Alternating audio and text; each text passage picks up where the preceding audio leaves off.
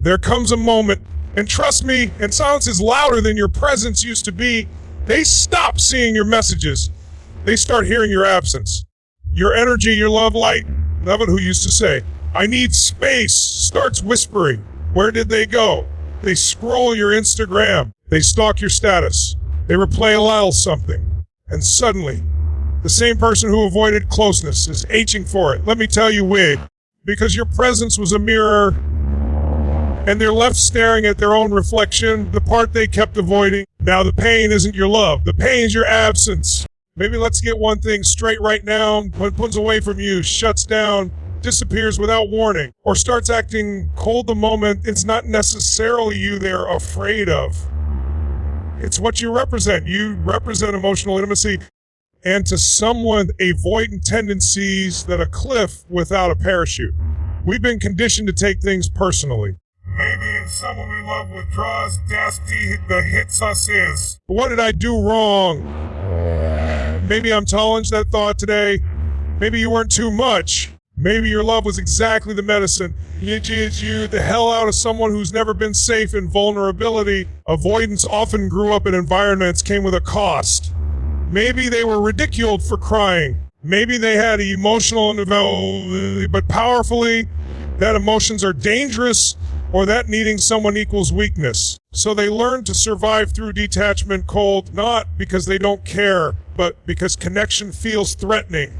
Vulnerability feels like exposure, and to them, exposure equals risk. Imagine someone who's learned to always wear armor. Not physical armor, but emotional. They've survived heartbreak, abandonment, or trial by locking their heart away. Now they meet you. You're warm, open, consistent. You ask them how their day was and actually listen. You hold space when they're silent. You shoot along, remembering their coffee order, checking in when they seem off, being emotionally present. And what do? They back up. They make Seuss up replying as quickly. They become busy. They downplay the connection. Why? Because in their inner world, the growing closeness feels like a red height. I could get hurt. If I rely on someone, they could leave. So instead of facing the discomfort, they retreat. Maybe here's where the misunderstanding, they're rejecting you, but they're actually protecting themselves from their own fear of being seen too deeply. Vulnerability means being known raw, who's built their identity on being self-sufficient, on not needing anyone. Then your loving presence pokes holes and armor cracks. Their fear screams louder than your affection. Think about the guy who dates casually for years. He's charming, funny, easy to be around, but a woman offers him real love, not just attention, but soul connection. He runs, not because he doesn't feel it, but because he does. That kind of reinforcedly managed emotional distance he's lived behind. It's easier to ghost than to risk saying, I care, I don't know how to stay. Or picture the woman who's so strong, so independent, so I don't need anyone. Until she falls for someone who genuinely sees her. She's overwhelmed. She pushes them the coups before they see the parts of her she's hidden even from herself. She's not scared of the person. She's terrified of what the close on to deep truth avoidance don't fear you. They fear what it would mean to need you, to depend, to open, to risk. You didn't break them. They've spent their whole life avoiding.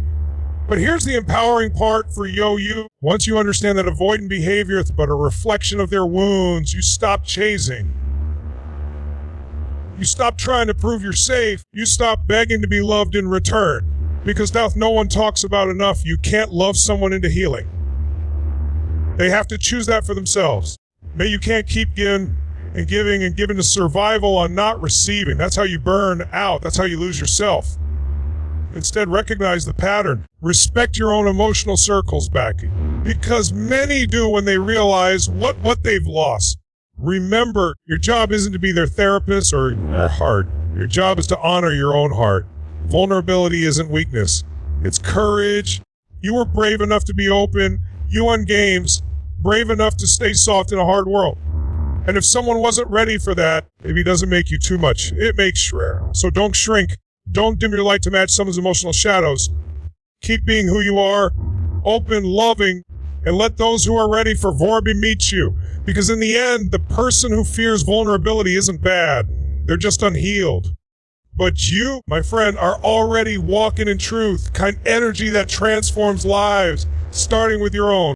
There's a beautiful soul level pole of kind of love that shows up, not just when it's convenient, not just when emotions are high, but day after day, even in the small, quiet moments. Hey, you will. It's remembering their bad days. It's staying present when the conversation turns heavy.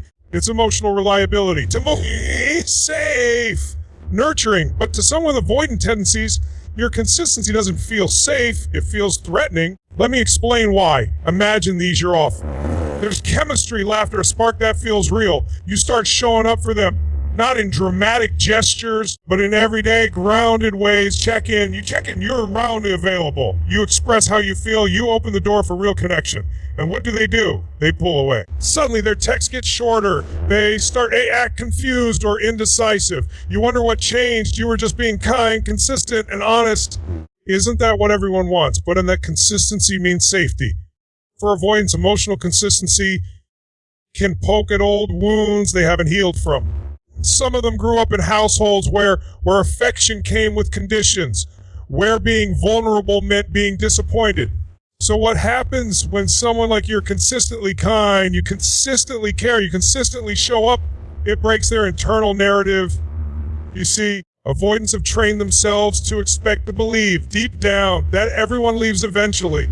So when you keep showing up, loving them in ways they're not used to, the emotional walls they built for protection.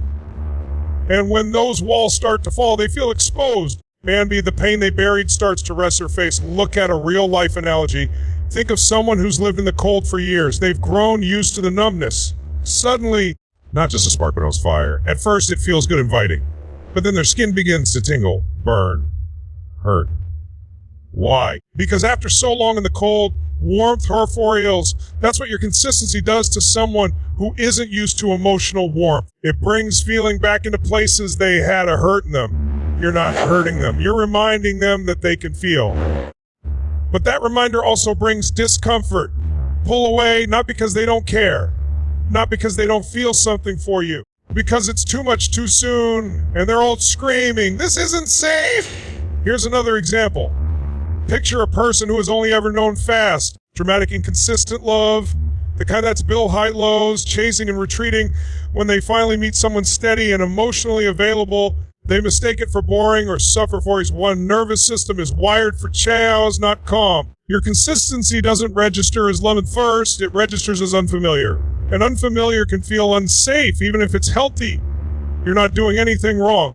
In fact, you're doing everything healed. That consistency becomes a mirror, a reflection of what they never received or what they lost or what they believe they can't have. And it can be painful. The paradox is this: they want love, but when it arrives in the form of your steady presence, it confronts the part of them that's so, instead of receiving, they withdraw. They ghost, they sabotage, not because they hate you, because you're hurt. This is why people avoidant patterns often come back after their time and space. Because once the fear calms down, when if heavier than your presence ever was, they started realizing your consistency wasn't manipulation. It wasn't pressure. It was genuine care, and that's rare. But here's Reno. Your love was not too much. Your consistency was not a mistake. You didn't trigger them in a bad way. You just poured them that hadn't been reached in a long time. A place they didn't even know needed healing. Sometimes your consistency isn't appreciated, is too real for someone used to running. But that doesn't mean you change who you are. It means you stay true to your emotional someone else isn't ready to receive it. You don't stop being consistent to match someone's inconsistency. You don't dim your emotional light because bright. You honor yourself, love from fullness, and you trust that the right people in your steady heart. Not run from it. So remember, if your consistency triggered their wounds, it's not because you were wrong. It's because you were real. There is a moment, quiet, almost invisible. In the air, dynamic shifts. It's not loud, it's not dramatic. It doesn't come with screaming or ultimatums. It comes in silence. That spent days, weeks, maybe even months showing up for someone, giving your love, your time, your energy. You get used to being emotional weight. You text first. You plan the hangouts. You check in when they seem off. You remember their appointments, their stories, their favorite coffee in their life. You're their emotional and predictable, present. But here's the thing no one talks about as it speaks your effort, as if it's guaranteed. They start to confuse your love with a constant resource. Always there. Always accessible, available, give and return. And when someone's not funny healed, when they haven't faced their emotional pause of intimacy, your consistency can become background as it blends into the everyday. They stop noticing the good mornings, maybe the check-ins, the warmth in your voice, because Zoom is always there. The ungrateful part of the human mind starts to assume it always will be, until it's not.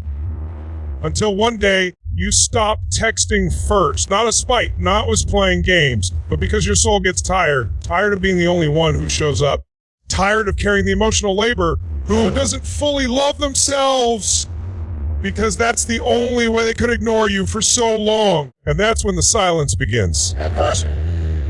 Maybe they think they're just by. A few more days pass and something shifts. They check their phone more often. They wonder often. They scroll through old messages, trying to read between lines that were once written in plain sight. And for the first time in a long time, your presence ever was, because effort can become invisible. But silence echoes. Suddenly, maybe that's your old story. They start to feel the things of knowing someone cared, the joy of being thought of, the comfort of knowing they weren't alone. And when those things go misstoring, they miss the version of themselves they could only access when they were with you. Let's ground this in real life. Picture a plant on a windowsill. You water turn it toward the sun. You nurture it, and over time it blooms. But one day you stop watering it. Not because you're cruel, but because in a room where no one appreciates the effort took to keep it alive. Days go by. The plant begins to wither. And only then they look over and say, wait, when I was used to seeing. They forgot the beauty was never automatic. It came from care, from love, was your old story. From presence, just like what you gave. Peel to text you didn't send. They miss the feeling behind it, the safety, the connection. The knowing that someone out there and that disappears, it forces them to sit with a version of reality they've avoided, one where your love was not a given.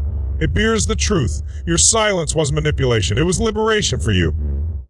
A way for you to reclaim your time, your energy, your heart. It wasn't boundary, a quiet decision to no longer pour into a cup that refused to pour back. And when they start missing you, true just about the texts or the attention.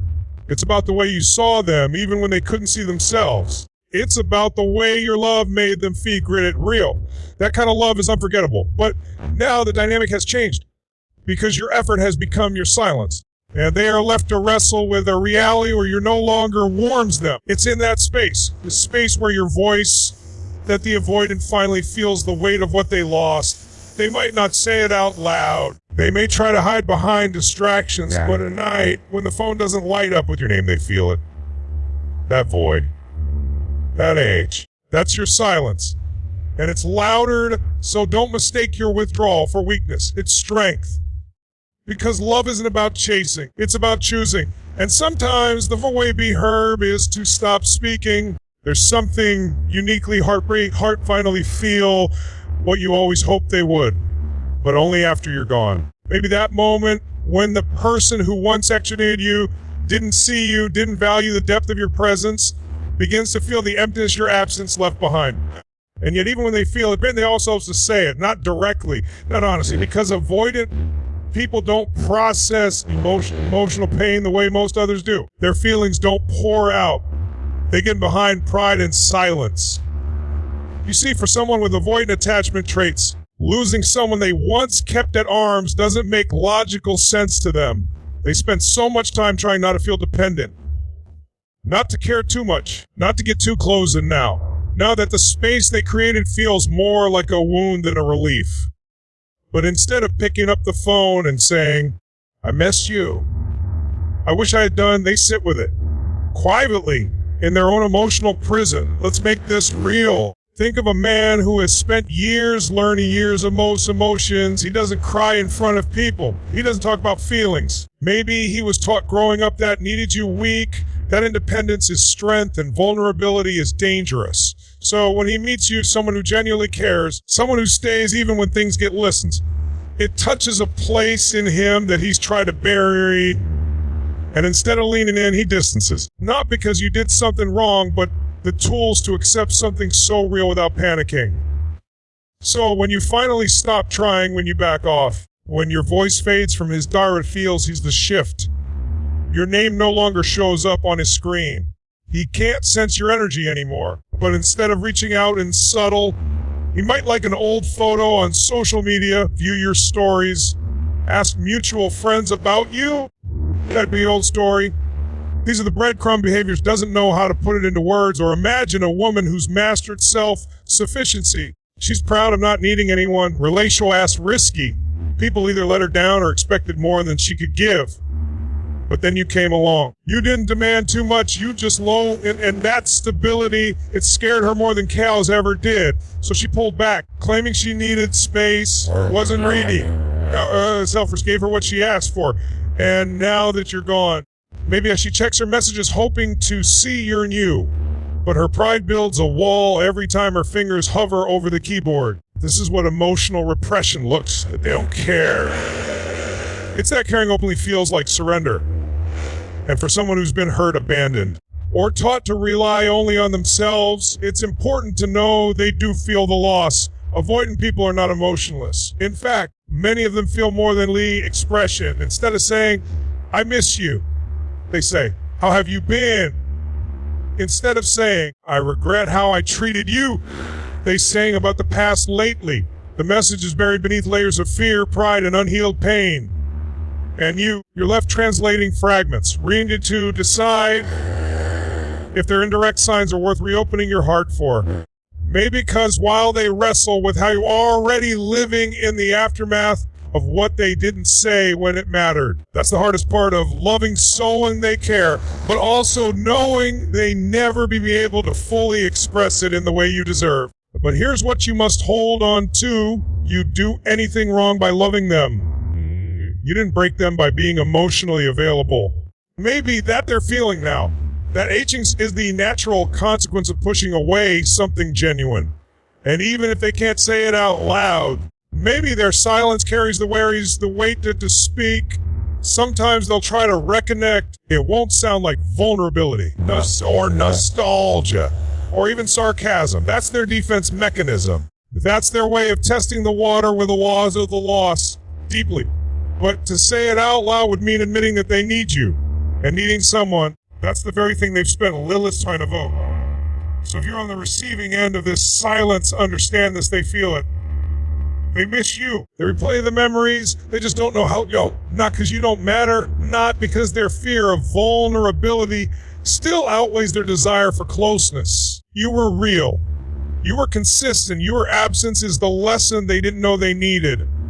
Whether they ever say it or not, they felt the loss. It happens like this, you finally has passed. You've cried the tears, had the late night overthinking, gone through the withdrawals like it. You're starting to feel a little lighter, they come back. Maybe it's a hey. Stranger. Maybe it's a memory they sud your ledger. Maybe it's a song they heard that reminded them of you. Whatever the approach, it's always wrapped in softness, nostalgia, and just enough emotional vulnerability in your heart. You wonder, have they changed? Do they finally see what we had? Is this my second chance? But here's a hard truth wrapped in loving kindness. Their return has less to do with commitment and more to do with comfort. Maybe that was your old story. When someone with avoidant attachment doesn't always mean they've grown. It doesn't necessarily mean their real depth they once ran from. What it often means is that your absence started to feel louder than your presence ever did. They miss the way you love them. They miss the emotional security you provide, even if they never admitted how deeply they relied on it. Maybe that's looking at it from a real world. Rogue has been out in the cold for a long time. They're wrapped up, self-protected, believing they're fine on their own. But slowly, the wind starts to bite a little, it seeps in. And suddenly, they remember the warm fire they once walked away from. You. Not because they're ready to build a home around fire. Because they're cold now, and they know where they can feel warm again. That's what emotional comfort looks like. It's not rooted in accountability, rooted in need, not for a relationship, but for relief. And if you're not grounded in your healing, it can be dangerously flattering. They said, just are the old feelings. They remind you of the good times. They say things like, I didn't realize what I had, or I didn't a lot lately, but notice what's missing: clear intent, genuine commitment, tangible steps to build something real. Why? Because reconnecting is easier than repairing. Apologizing is harder than reminiscing. Facing their emotional patterns is scarier than temporarily sipping back into your world. Comfort is easy. Commitment requires growth. They're not coming back to build something new. They're coming back to feel something back to 37. They miss how emotionally safe they felt around you, even if they never gave you that same safety in return. You were their emotional cushion. And when life geese or relationships too shallow, they seek out the place they once took for granted. Think about how this plays out in every detach. You stop texting, you reclaim your energy, and in that space, they feel the gap. Instead of asking themselves, they have you, they act on impulse. They reach out, hoping you'll pick up where it's left off, hoping the door they close is still unlocked, and you, emotionally attached, you might open it, just a crack, hoping that this time will be different, hoping that their return means they're ready or ready. You've always stood, but more often than not, the conversation to shallow waters, small talk, flirtation, no real acknowledgement of the damage done, no clear vision for the future. Just enough warmth to confuse your heart, but not enough direction to build something solid. Because this isn't about transformation, their own discomfort. It's like an old hoodie they find in the back of the closet. It smells like home. It feels soft, but they don't wear it every day. They just want your cold. And that's what you risk becoming if you don't pause and ask yourself the hard questions. Ask, are they reaching out from a place of clarity, of loneliness? Do their actions match the emotional weight of their words? Are they offering a future? Or just revisiting? Because if you confuse comfort commitment, you will keep getting pulled into emotional loops. And every time you go back, you lose a little more of your peace. But here's the beauty in awareness. Once you see the pattern, you're no longer a victim of it. Maybe you can love someone deeply and still so nor reel their door. You can understand their pain and still hold them accountable. You can feel the connection and still say, not like this, not again. You deserves back not just because they miss the feeling of you, because they're ready to do the work to keep you. Not for comfort, not just for commitment, because they've grown full of self-awareness, accountability, and the desire to build something real. So when they return, take a breath, listen, not your nostalgia. And remember, being missed is not the same as being chosen. Maybe that was a kind of quiet power that lived, kind of power that yells or demands. It's the kind that walks away with grace, the kind that doesn't try to prove a loudest statement. And in the case of someone who is avoided, someone who pulled away from love, maybe who treated your presence like it opens becomes the very thing that opens their eyes. You see, when you were around, they never had to question it. You were the constant, the steady hand, the most emotionally available even when they were emotionally distant. You were consistent even when they were inconsistent. You made room for their silence, held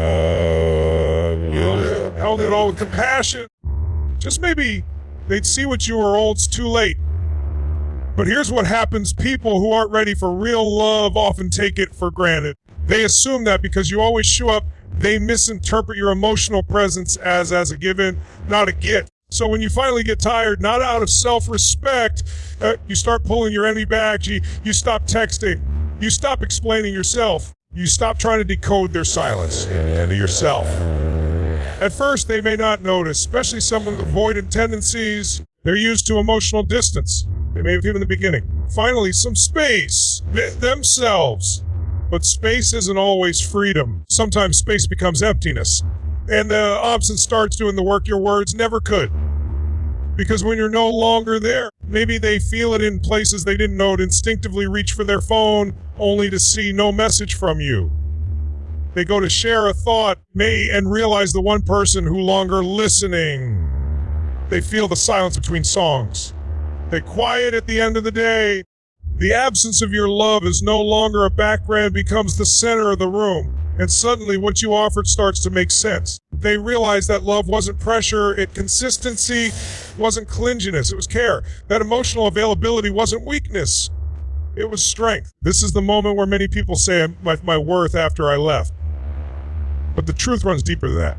It's not just about realizing your worth. Maybe it's about being forced to face the emotional where when you're surrounding that love is not a convenient troll or convenience. Love is about showing up, and when they finally feel the way, you start to understand what you were really offering the entire time. Your presence. Not just your physical presence. Your emotional availability. Your effort. The way you remembered the little things. The way you listened when they spoke. The way you stayed, even when they made it hard to be close. Leg dues for everyday life. Think of a home-cooked meal you used to have every day. Maybe it was your mom's food. Something a loved one made for everyone at the time. It was just there, predictable, familiar. Then one day it's gone. Life changes. You move out. They stop cooking, and suddenly that rough as ordinary becomes sacred. You crave it. You replay the taste in your mind. You realize that what felt like teen was felt up in quiet, steady ways. That's exactly how your presence feels once it's gone. You weren't dramatic. You didn't throw ultimatums. You and someone who wasn't available to you. And in doing that, you taught them a lesson no lecture could deliver. Presence isn't something you demand. Love isn't something you take. It's something you recognize. And maybe they never say it out loud. Maybe their pride still holds on to the searcher moments. Your absence becomes their mirror.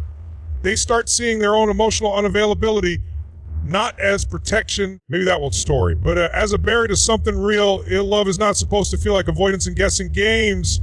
Love, when it's real, is felt through presence. You never needed to force them to see your value. You just had to stop handing it to them for free. And now that you're gone, they see what they couldn't see before. Not just what you did, but the way you loved, the way you stayed, the way you held space for them to be human. Even when they couldn't fully do the same for you, you taught them presence by by walking away in love. You taught them that silence can speak, and sometimes it says everything. So if you're doubting yourself now, wondering who's matter, wondering if they even noticed, let this be your reminder they noticed. They feel it. Maybe they just might not have the words express, but you do something powerful without ever saying a word. And that is the kind of impact that leaves permanent mark on a person's soul. It's one of the most complicated dynamics, loving someone avoidant.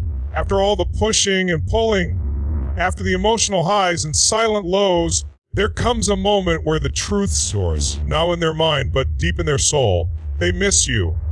Not just the idea of you, not just the comfort you brought. They miss you, your laugh, your life, the patience.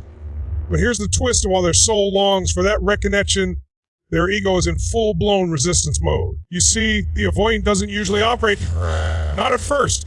They operate from patterns, from defense, from protection. So even when they feel the H of your own, well, here everybody remembers how good it felt to be around you, their ego steps in and says, don't reach out. You're fine. You don't need anyone. And that's where the internal war begins. It's a battle between their trust self and trans safe with you, and the false self they built for survival. That false self is prideful, guarded, emotionally detached. It tells them then admitting vulnerability, admitting they were wrong, admitting that somewhere along the way, they pushed away someone who never them. Now, you may be wondering if they miss me so much. Why don't they just say it? Because for someone avoidant, saying I miss you feels like stripping their whole life. Armor that says, I don't need anyone. Armor that front of post abandonment, betrayal, or emotional neglect. To reach out to you would be to expose their rawest, most unhealed parts. And that's terrifyingly want to. Imagine a person standing outside of a house on a cold night. Inside, there's warmth, light, safety, and they know. Without a doubt, out a door. But instead of stepping forward, they stay frozen. Their ego tells them they're fine in the cold. Maybe they don't really need to go inside. That if you really cared, you would come out. So they stay outside aching. Not because they want to talk, but because they don't know that their ego lead. This is where the emotional torment begins for them. Silently, privately, you may not see it. They may not post about it. But deep in there, checking their phone more than usual. They're replaying conversations in their mind. Maybe they're going back and rereading Omise in their head as clearly as if you were right there. Every time they get close to reaching out, then speaks louder. What if they ignore you? Maybe if they don't feel the same anymore. What if reaching out makes you look weak And so they stay stuck, torn between the soul's longing for connection and the ego's need for control. Maybe let's bring this into real life terms. You opens your messages late at night but doesn't respond. The one who watches your stories but never interacts. The one who asks mutual friends about you but public. These aren't coincidences. These are cracks in the ego. Little moments where the soul pushes through just for the second before the defenses slam shut again, or the ex who texts you something random unrelated. Something vague. A meme. A memory. Not because they're trying what went wrong, but because it's the safest way to say, I still think about you. Their soul wants, boo, but their ego won't let them say the truth directly. So they find backdoors, indirect ways to touch your world without admitting being part of it. It's heartbreaking, but it's also deeply human. We've all been there in some way, batter their truth. But for someone avoidant, this battle is amplified. They were wired for survival, not connection. So when they feel that longing to reach form of internal resistance, reaching out means accountability. Reaching out means vulnerability. Maybe reaching out means possibly facing for money avoidance. The fear of being the bad guy is paralyzing. Maybe that's your old story. But make no mistake, just because they mean they're not thinking of you, just because they haven't said it doesn't mean they don't feel it. They do. They feel it in the quiet moments, in the stillness between distractions. Their soul remembers you, craves you, but their ego keeps hitting the brakes. So you hold your ground. You keep healing. You understand that someone's inability to express low doesn't mean your love was unworthy. Their silence is not that proof that they're still not ready to face the truth of what they lost. Let your presence be missed. Let your absence be a mirror. Because one day overpowers the ego. They may reach out, not for comfort, but for connection. And when that day comes, maybe that was your old story. You'll know it wasn't ever. Your strength to let go, and their courage to finally feel. There's a certain kind of silence that it comes from remembering. And for the avoidant, when the relationship has ended and the distance begins to stretch, it's not just your absence they feel, what you two once shared. The late night talks, the uncontrollable laughter, the moments that felt so small at the time but are now burned to their heart like little permanent markers of something real, something warm, something irreplaceable. They may act unaffected on the surface, with friends, share memes, even seem to thrive. But behind that cool, emotionless exterior, their mind replays the reels of you realize they starred in until the credits rolled. That's the twist with avoidant types. When they were with you, they may have seemed distant, distracted, but they were absorbing far more than they let on. Your laugh, it's a sound they still hear when they were silenced. The way you nudged their shoulder when you joked. It lingers longer than the touch of anyone else. Your rituals, your quirks, your scent, all of it builds a memory in their mind. And they visit that vault more often than they'd ever tell you. Let me bring this down to everyday life. Maybe have you ever walked through a store and suddenly found yourself stopped in your tracks, overwhelmed by a wave of memories? That's what your presence did for them. You became a living trigger of familiarity. And now that you're gone, the world keeps setting those triggers off. The bar you went together, the drink you always ordered, the way you reigned because you knew they liked to stay in on stormy days. These are now ghosts that walk with them daily. Friendly, ancient ghosts of something once alive, but won't show it. Avoidants were conditioned to suppress, not express.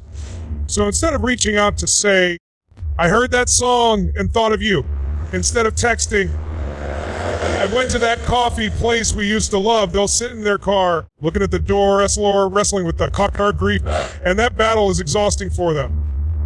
Because while their soul is feeling, their ego is fighting. Maybe that was your old story. And what makes it worse? They were the one who loved harder. You were the one who stayed. You were the one who reached out over and over while they kept you at a distance. When you were gone, it wouldn't hurt. They'd move on. That the connection was temporary, that you were replaceable. But here's the harsh, beautiful truth. They were wrong because now they're out in the world, surrounded by options, and none of them feel like you. They talk to new people, go on dates, many to someone else's arms, but it doesn't feel the same. The spark is missing. The laughter isn't as deep. The safety isn't there. And suddenly, in sudden way, just a phase. It was rare. You see, love like yours doesn't vanish. It lingers, especially in the spaces where they expect feel like freedom. But instead, it feels like loss. It's in those moments when they realize that to suppress have become emotional anchors. It's not to the pain, but to the true thing they did love you. Maybe they just didn't know how to show it. They didn't know how to receive the love you gave without feeling overwhelmed by it. So they ran. They pulled back. They created space where closeness. But now, it's those very moments of closeness that haunt them. Think of a child who loses their favorite toy, not because it broke, because they left it behind thinking it wasn't important. Then one day, they look for it, only to realize it's gone for good. That gut put of regret, that's what they feel when they remember you.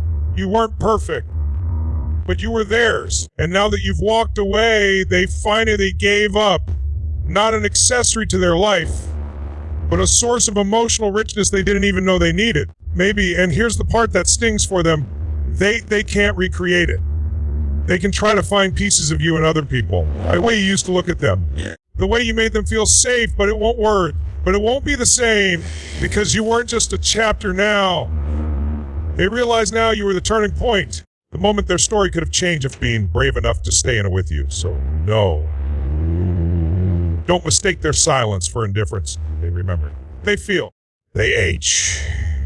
Those memories you create, they loop, not to torture them, but to teach them. Because sometimes the real cost of love isn't feel in the remembering.